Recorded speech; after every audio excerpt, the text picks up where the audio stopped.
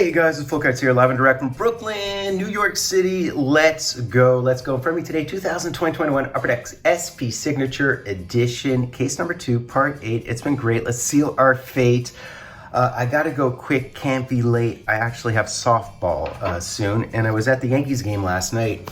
And as you can tell, I did pick up the Tino Martinez bobblehead. He's one of the 4 or 5 bobbleheads this year. They're all on Fridays for whatever reason this year. So that was kind of cool. I love picking those up. Yeah, man. I think Nestor Cortez has one this year. Bucky Dent has one as well. So this is the last box of our signature edition. I'm not even hungover. I barely drank at the game last night, which probably saved me $1 bazillion. But let's rock and roll, guys. The last box of this case. Let's go, go, go. Go, go, go, Dancer. And we do have a base Decagon to start us off. So we have the Shannon, there's the Moose. So this would be high number 303. And there's Frank Mahovlich. My kingdom for a Frank Mahovlich auto. My mom's favorite player. Cunningworth, one of her favorite players. She loved the Mahovlich brothers, Pete and Frank. Yeah, man, he has a beautiful Parkhurst rookie card, actually. I can show it up on the screen there.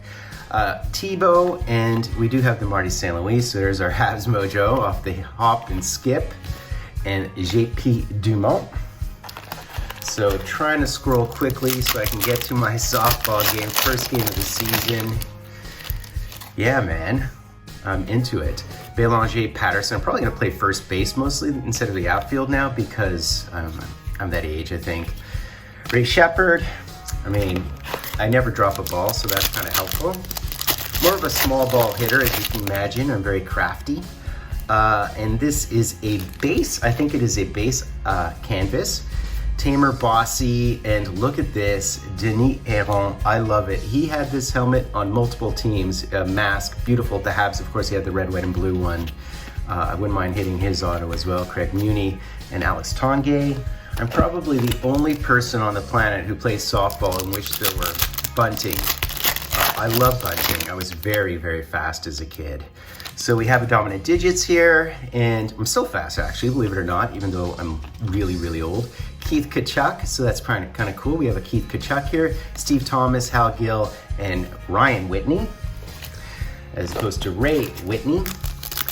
Last pack of the right column. Nothing too crazy in this column to start us off, and this is another base canvas. Budai, and we have the Fedor Tutin wiring it.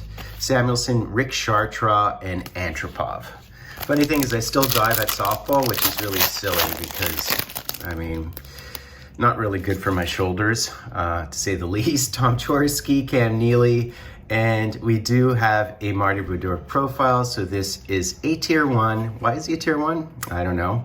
Zetterberg and Charlie Simmer. So which breaker do you think has the worst pronunciation? I have my opinions on that. There is one breaker in particular who's, I can't even begin to tell you how bad the pronunciation is. I don't want to disrespect them because they're fellow artists of the trade, I'd say. Look at this, the Joe Sakic, Graves, and Sorella. I know bad pronunciation pisses some people off. It doesn't really piss me off. I hate all the negativity already on social media. And some people are like, they're football first, NFL first, MLB first, so I can respect it. I'm obviously a hockey guy first. Barron and Bobby Carpenter. All right, do we have a lesser auto in the middle column?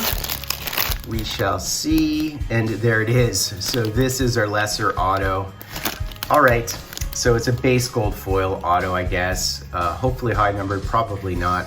There's Carvino, Nichols, Isabart, and behind the Beliveau. How nice would it be to hit Beliveau Future Watch, right?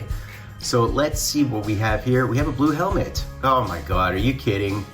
Josh Georges, very nice. So my last box of the case might not be a great box, but I loved Josh Georges. Huge fan of Josh Georges. Kind of a stay-at-home D.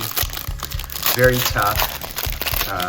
Leader in the dressing room, so I don't mind that at all. So of course I hit a Habs. How can I not at this point? And there is the Cujo. How about a Cujo Future Watch, guys?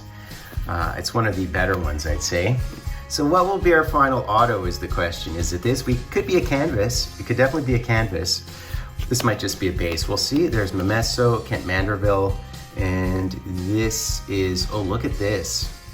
Wow, that is awesome. So Scott Gomez, I love the photo.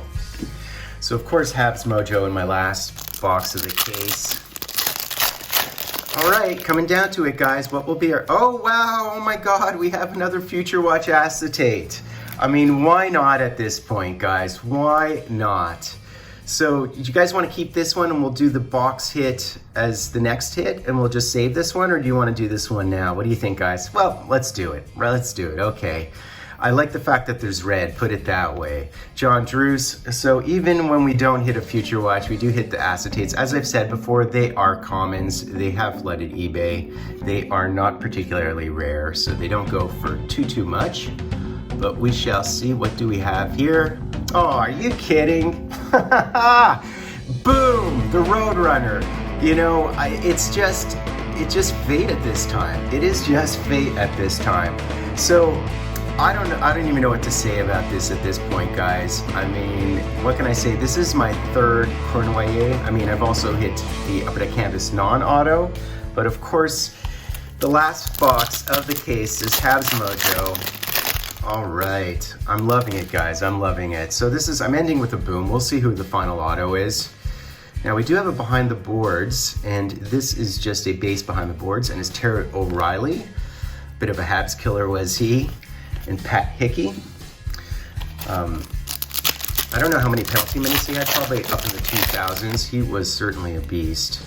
And this is a base parallel. So behind the woolly we have a Joey Nieuwendyk. That is very nice. Cujo, there's Patrick and Bernie Federko. That's definitely a non-short print Patrick case. This could be our case hit in here, actually. I say case hit. This could be our box hit is what I'm trying to say.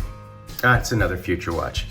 All right, guys, so it's a hot box of Future Watches. That's all I've got to say about this. So we've hit another Future Watch. I'm nonplussed at this point, guys. I am absolutely nonplussed. Pierre Bouchard, Rocket. I mean, we're going to end it with a boom, I'm hoping. Adams and Ray Ferraro. Last pack here. This should be a base-ish pack with maybe one insert. And it is a base canvas, and it looks to be someone like Federko or a Blues. And it is, in fact, Bernie Federko. Okay, very nice. Keith Kachuk, Ninema, and I can't believe we have another Future Watch. Boy, I'm coughing up a storm. Okay, so this is our last hit. This is our last hit of the case. I don't know how many Future Watches we've had in this case. It's been like 3 or 4 for sure, which is high, super high. We're not supposed to receive more than 2, I think. So who is it is the question. It looks, oh my God, it almost looks like it could be Edmonton colors, but it could be red. I don't know if that's red or orange. Even live here, I'm not entirely certain. So who is it? It looks old schoolish. Tiger Williams? Did we hit the Tiger Williams? Is that who that? No, it's Rick Vive. It is the Rick Vive. Very nice ending to the case, guys. That is beautiful. We did hit the Rick Vive. I love it, guys. I love it. So that's basically it, guys. I hope you enjoyed the series. It was like a Future Watch hot case. It was awesome. The fact that I have another Roadrunner Future Watch, just so cool. Habs Mojo again. And I have to say, the Rick Vive, man, a perennial 50-goal scorer with your Toronto Maple Leafs. You gotta love that. He was a 5th overall pick by Vancouver, but only played that 1 year with Vancouver. So it's so interesting. Kind of mixed me up the fact that he's in a Vancouver jersey as opposed to the other teams he's played for, which is like Buffalo and Chicago or whatever. And Toronto, of course, the mainstay. So I loved it. I love the case. I hope you enjoyed the case. I probably won't do a review of the entire case because my cards are packed away, stored away at this point. And it probably will be opening up 2122 SP Authentic, albeit I'm not sure whether it'll be on release day. It depends on when the box arrives. So stay tuned for that, guys. Again, I appreciate your support. I appreciate all your fine comments. Have any full cards? Do me the honor, sub-liking, hashtag, and drive. I'm doing full cards live and direct from a place called Brooklyn, New York City.